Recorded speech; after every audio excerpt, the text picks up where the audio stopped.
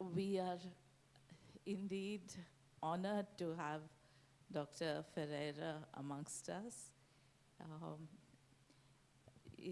She's going to be one of the future presidents of SCMR, and it's just so lovely to see that she's such a down-to-earth person, mingling with everybody here and making everybody feel at home, feeling free to ask questions and share her experience with us. And this is indeed a privilege for some of us who will be able to meet her again in London. It would be a wonderful opportunity to use this as a base to get to know her. Some of us who would not be able to make it have had this rare opportunity to meet her here in India itself. I shall not introduce her background at all. She has numerous publications. She works in the Oxford University, though she did her initial training in Canada under another very accomplished person, Dr. Frederick. So with that introduction, I'll request her to start her talk. Thank you so much, Elizabeth, for that kind introduction. The IT officer is just going to set up, the slides in a bit. Maybe in this time, I actually agree with Dr. Pavel, your earlier comment about needing how to scan, to know how to perform a CMR scan yourself as a physician. In order to interpret it or know, really the nuances and technicalities behind the image, because in cardiology, I don't think I know an echocardiographer who hasn't done an echo themselves or know how to do an echo themselves, who also read it. And so for CMR, I believe it is the same way. If you knew how to acquire the images yourself, you would be able to interpret them much better. I think you can identify the issues with it. In my training at the University of Oxford, because I did a PhD there, I had to recruit my own patients. I actually had to put the patients into the scanner myself, do everything, put the stickers on, just do everything myself from beginning to end. And so I know exactly, how the images were acquired, because I did it, and I know what the problems were because I caused some of the problems. And so, so I think that's very important. It would be, it gives you a much better insight into the interpretation of the CMR images. Thank you for inviting me and asking me to talk about myocarditis imaging. And so this is CMR. And I'll give you a background. When to consider CMR for myocarditis in a clinical setting, the diagnostic targets, what are we actually imaging, and how to use CMR to detect myocardial inflammation in a non-invasive way, so the late Louise criteria, reporting, a couple of cases, and a summary. And so myocarditis, very simply, is inflammation of the myocardial tissue. It has a variety of potential causes, including infectious, autoimmune, toxic metabolic, or mechanical. And up to 12% of sudden death in the young is caused by myocarditis. It is an important etiology for dilated cardiomyopathy. So when somebody refers, to DCM, for CMR, remember to look for myocardial inflammation as a potentially reversible etiology. And the true incidence of non-fatal myocarditis is probably underdiagnosed. We've all had colds many, many times in our lifetime, and some of us will have asymptomatic myocarditis. And so histologically, under the microscope, we can classify myocarditis based upon histologic criteria, such as lymphocytic, polymorphous, eosinophilic, giant cell, or sarcoidosis. And these reflect the different pathogenic mechanisms of myocardial inflammation. So in terms of pathophysiology, myocarditis may start with an initial injury, which can then trigger a local and systemic immune response. The final common pathway is typically characterized by cellular infiltration and myocardial edema, which can lead to myocyte necrosis, and finally, fibrotic scarring. And we can detect some of these processes non-invasively using CMR. So clinically, we might start to suspect myocarditis in a patient if they have the following things. One, if they have symptoms that may be compatible with myocarditis, such as chest pain, shortness of breath, palpitations, or effort intolerance. Next, there should be some sort of cardiac biomarker to suggest that the symptoms are in fact cardiac in nature. So for instance, you have an elevated troponin or ECG changes or ventricular dysfunction.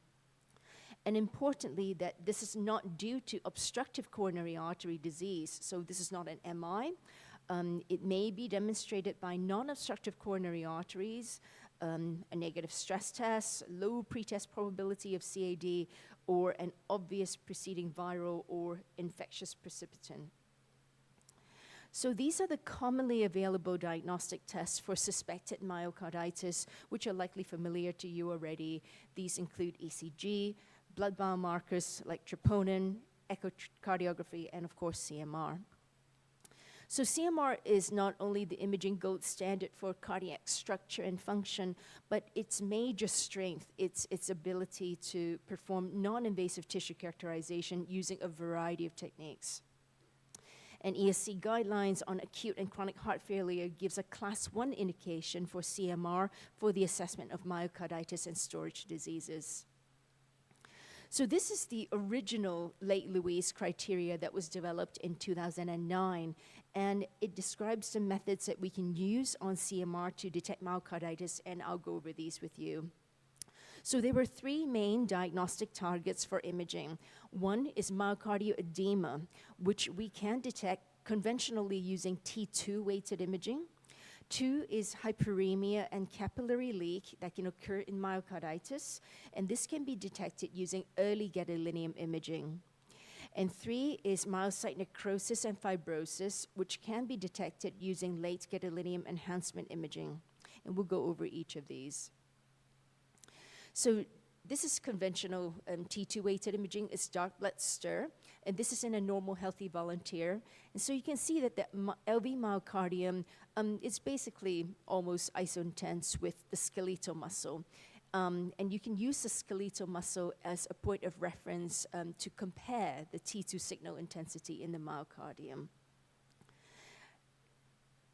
Now here is a patient with Takotsubo cardiomyopathy, and you can get an impression that it's diffusely edematous. The entire LV ring is got high T2 signal.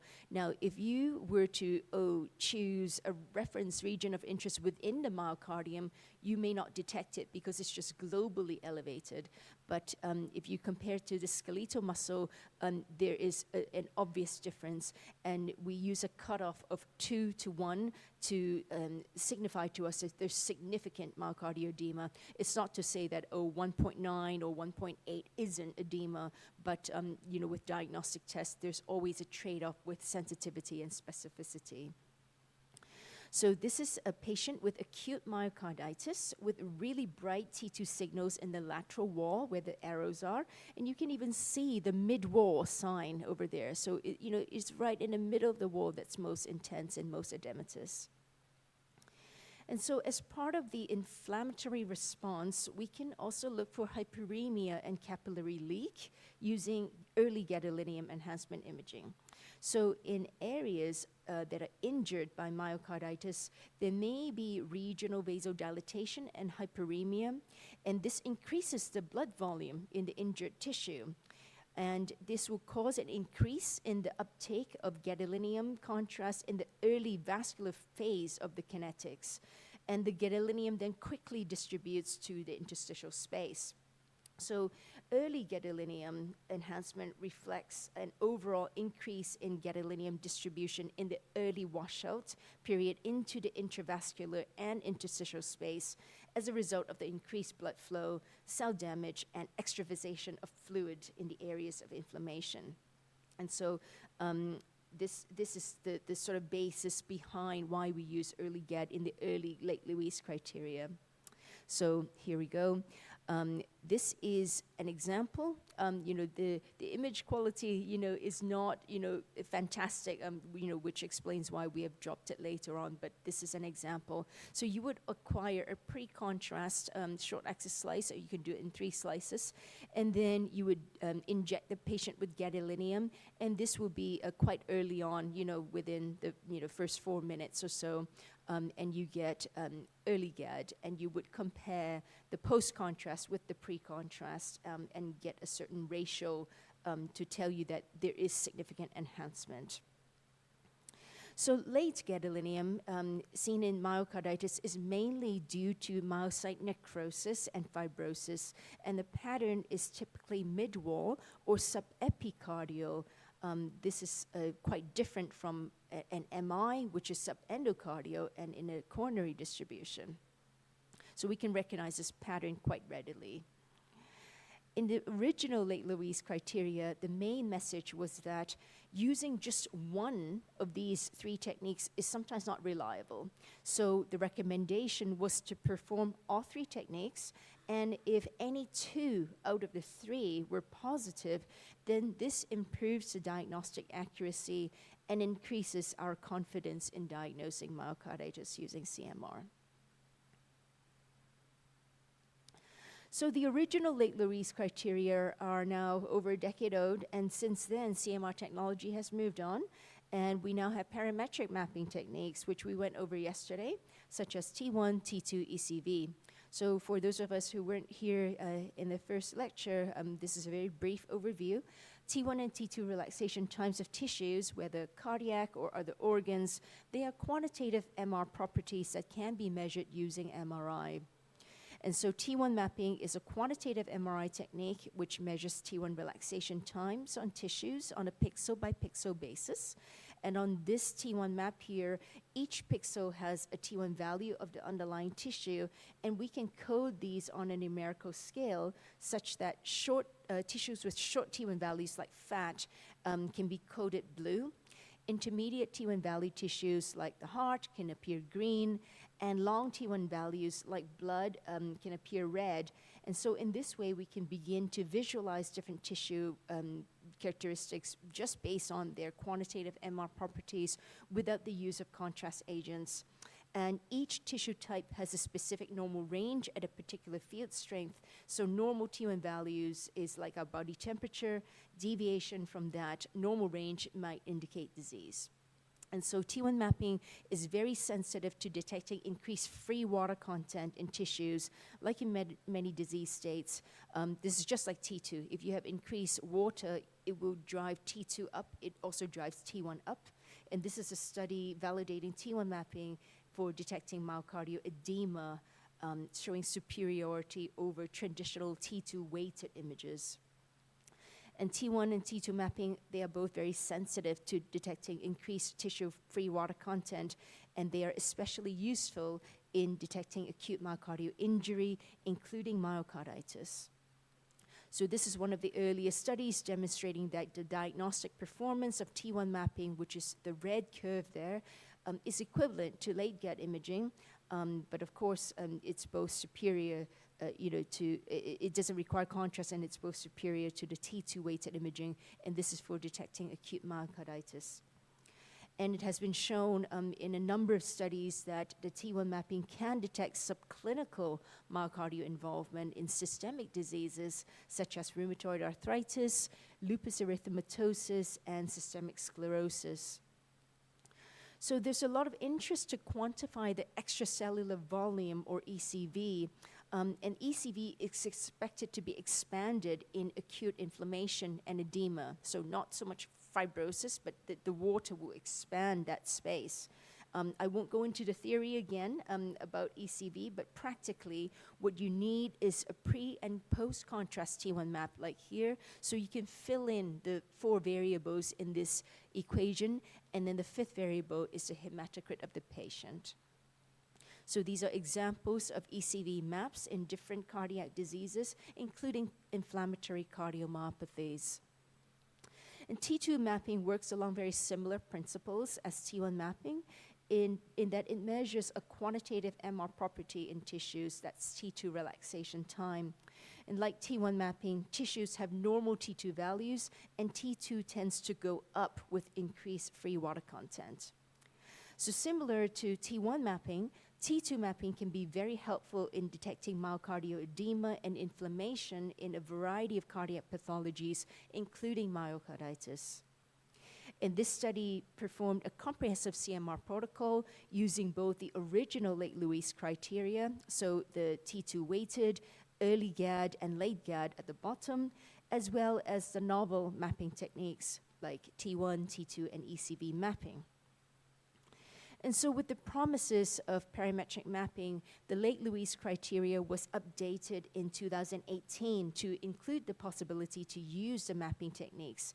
And so we now propose to use one T2-based imaging technique. So this could be either conventional T2 weighted imaging or T2 mapping, and a T1-based imaging technique. So this could be T1 mapping or late gadolinium imaging or ECV, and we preserve the early GAD because some centers, especially pediatric centers, they like using the early GAD, so we didn't, say, oh, just eliminate, not to use it, but, we have, studies that show us that if you remove the early GAD, it doesn't significantly impact on the diagnostic accuracy.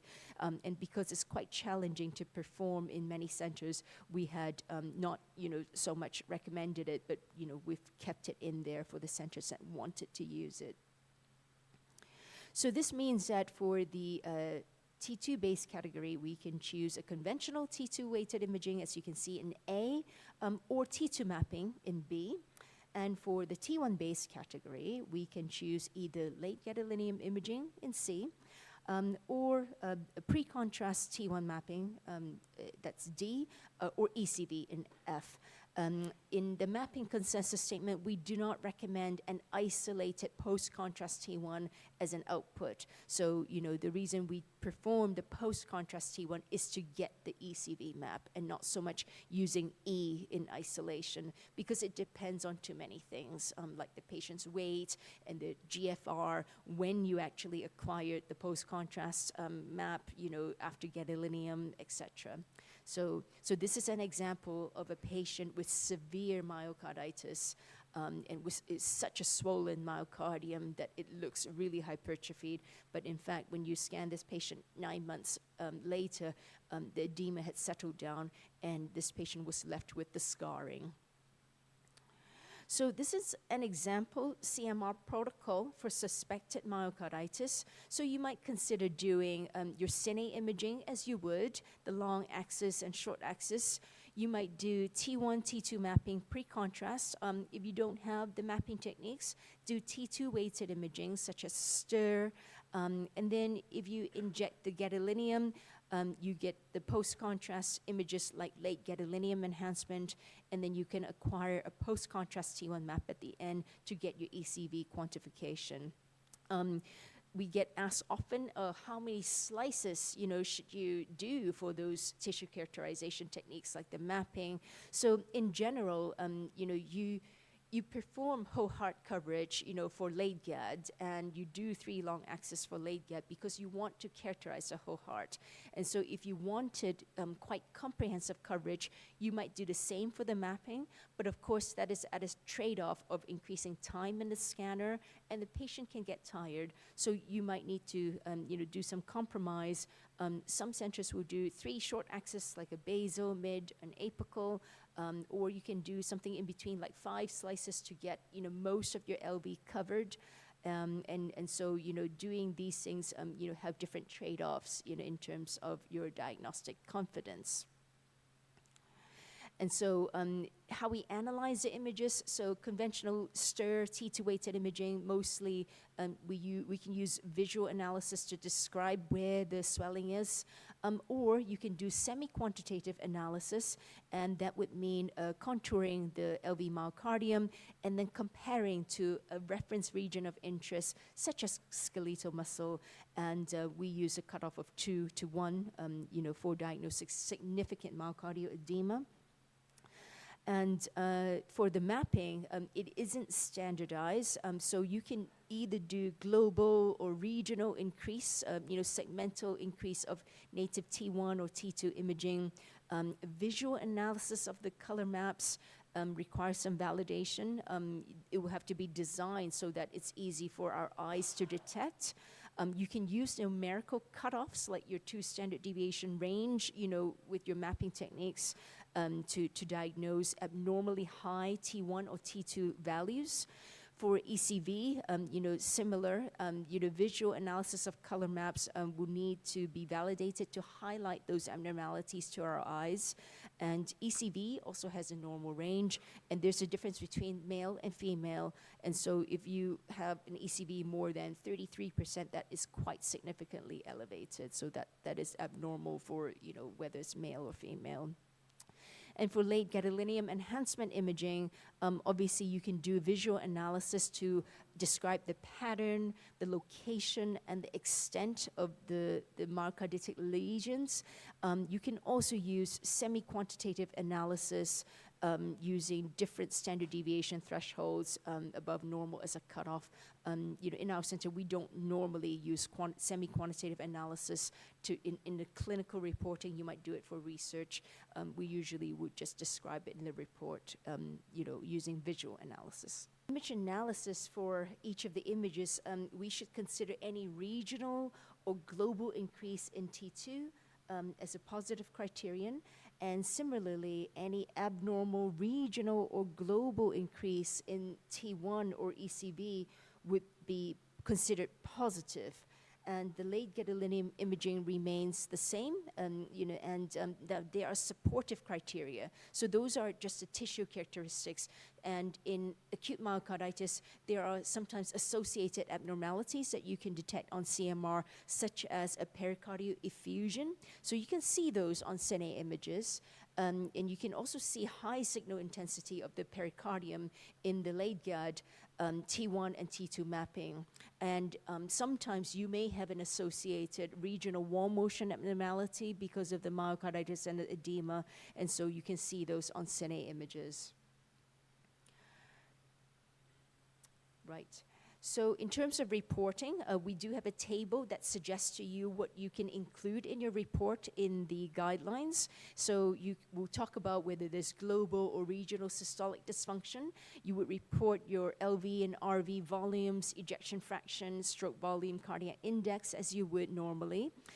For the edema, you might want to describe the presence, extent, and localization of anything that you see visually, or the T2 mapping. And for hyperemia and capillary leak, you can report that if you're doing it. And the T1 and ECV, you can also report either global or segmental increases. And for necrosis and fibrosis, obviously you look at the late GAD and describe that. And then for pericardium, you can look at the presence of pericarditis, extent, localization. You can see whether there's an effusion. Typically, you might see evidence of pericarditis in late GAD images. It will enhance, but you can also see pericardial effusions adjacent to the lateral wall in the T2 or T1 mapping. The pericardial thickness can increase, and any hemodynamic significance. So a quick case or two. So this is a 13-year-old boy admitted with troponin rise, chest pain, and a high CRP. And his ECG showed ST elevation, and his echo showed a very swollen septum, which was hypokinetic. And the CMR was to investigate the cause of the troponin rise. So here are his, let me just see if we'll play.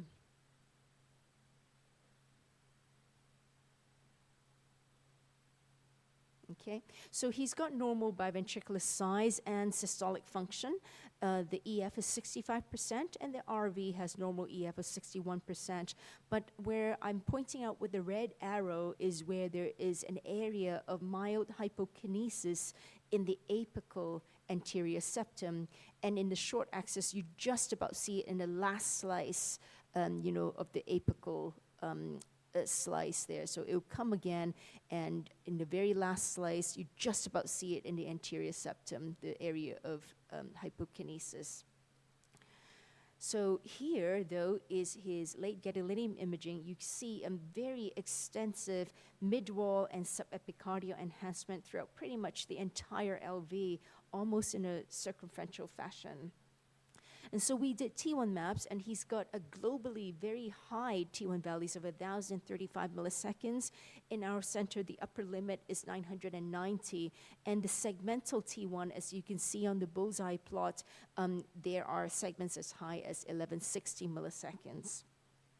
And similarly, we did T2 mapping, and he's got very high global T2 values of 58 milliseconds, and our upper limit is 52. And as you can see, there are segmental T2 up to 81 milliseconds. So these are the types of things that can help you with the reporting. You can report global T1, T2 values, and also segmental T1, T2 values.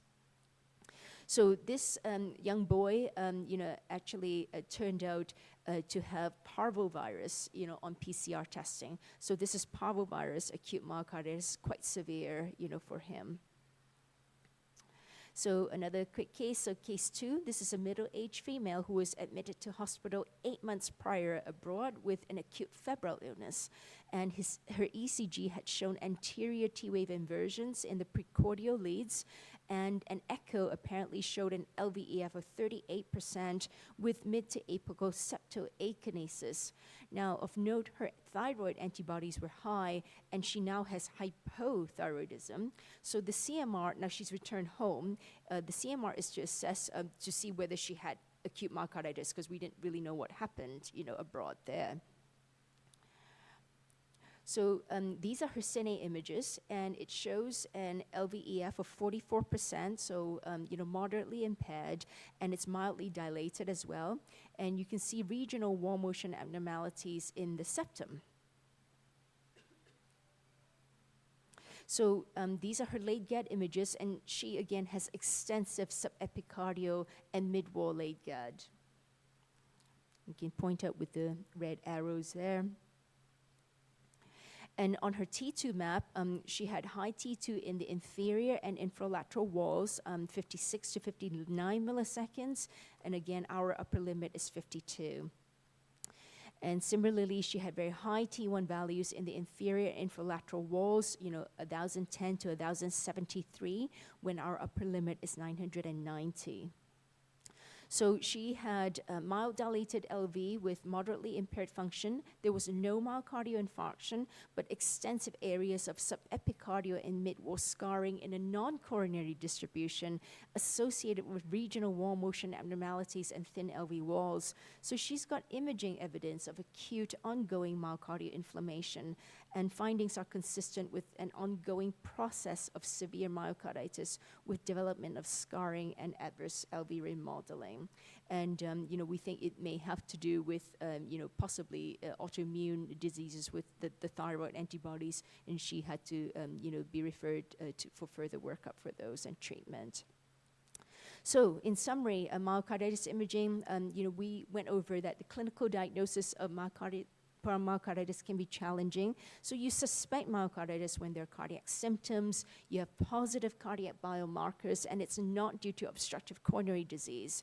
And CMR offers myocardial tissue characterization that can assess the different pathophysiologic processes in myocarditis that is non-invasive and with high spatial resolution.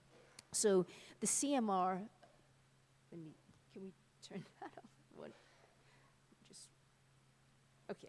The CMR late Louise criteria, the original 2 out of 3 was to look at myocardial edema using T2 weighted imaging, hyperemia and capillary leak using early gadolinium imaging, and the non-ischemic patterns of myocyte necrosis using late gadolinium imaging.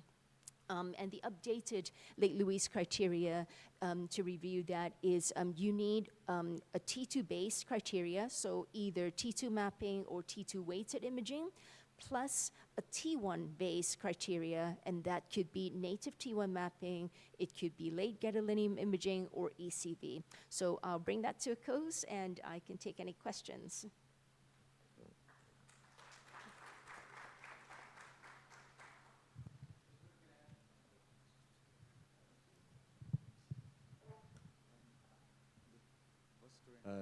Thank you very much, Vanessa. Extremely sorry for some of the technical That's all glitches. right. I think it's an apt moment to welcome. Sure, sir. Dr. Noori, you had some questions. There are a couple of questions, ma'am. I always have doubting Tom. No, 5 seconds. No, I want a lot of time. One. ECV fraction, why 33%? Why 33? So we actually, when we created those slides, we looked at what was in the literature, and there was male and female differences. Female generally had higher ECV than the male in terms of the normal range, and so we had picked a cutoff that encompassed both of them. But in fact, we should probably use male and female specific normal ranges. Actually, my cardiology fellow just published a paper, and we looked at the normal ranges for T1 and T2 mapping, and we found that you have to use male and female specific normal ranges, because otherwise, if I use a female normal range to diagnose a male patient, or the other way around, or I use a mixed normal range, you can really misclassify people as normal or abnormal. So it would be better to use sex-specific normal ranges. So that's a very good point. Any difference?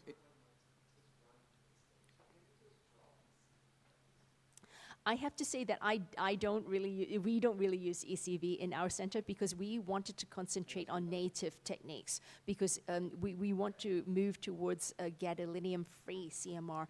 And there are, I think, very few situations where I can't detect anything on native T1 or T2, and I have to rely on the ECV for some reason, because even if you're talking about diffuse fibrosis, it would be on the native T1 map. It would be very strange to have a normal native T1 value, but somehow the ECV is elevated, and you really have to wonder about the hematocrit, because the ECV has 5 variables. And so if I see a high ECV, I need to be convinced that that signal is coming from the heart. So I should see the native T1 go up. And if that's the case, I should be able to detect it using native T1 mapping. Yeah, good point. You are using shortened Molly only. Why not regular Molly, 533? You are using 511. Why? Any particular reason?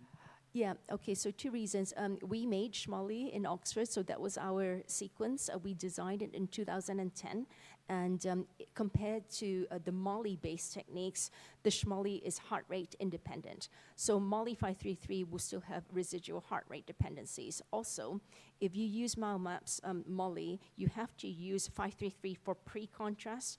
If you need to do a post-contrast T1, you have to flip to 41312. And now these are 2 separate sequences, and also the manufacturers say that you have to judge whether the patient's heart rate is lower than 80 or higher than 80, because if that's the case, you have to choose a different subvariant. So you're dealing with 4 different sequences.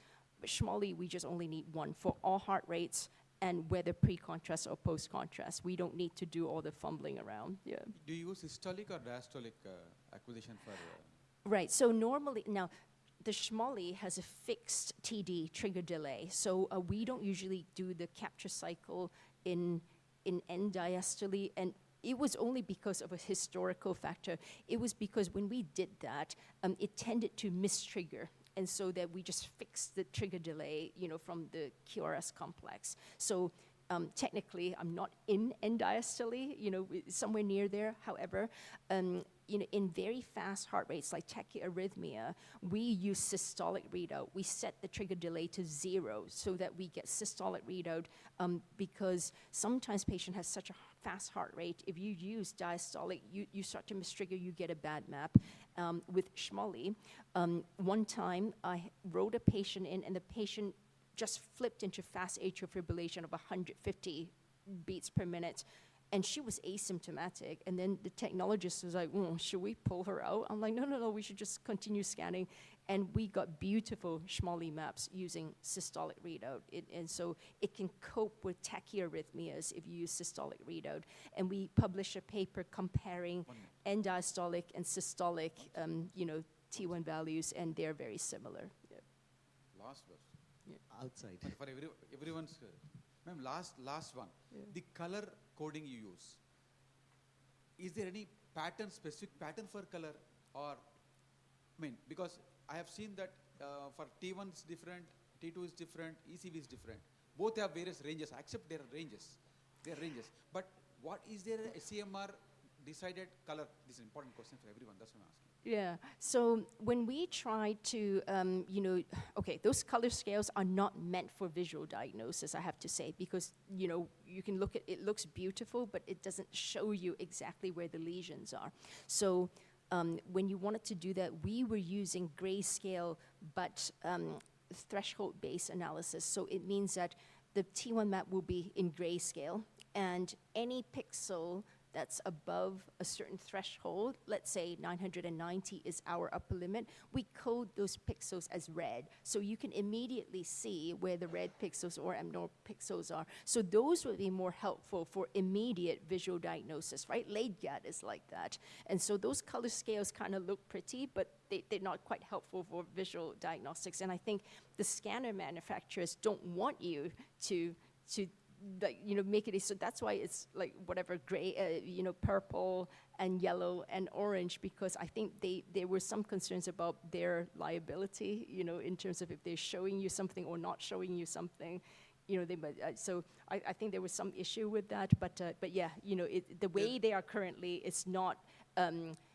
designed for visual diagnosis. No yeah. standard guideline for color. No, not yet, yeah. Thank you so much. Thank you. Yeah. Sorry, Thank you. sorry. Thank you, Dr. Vanessa. Thank you very much.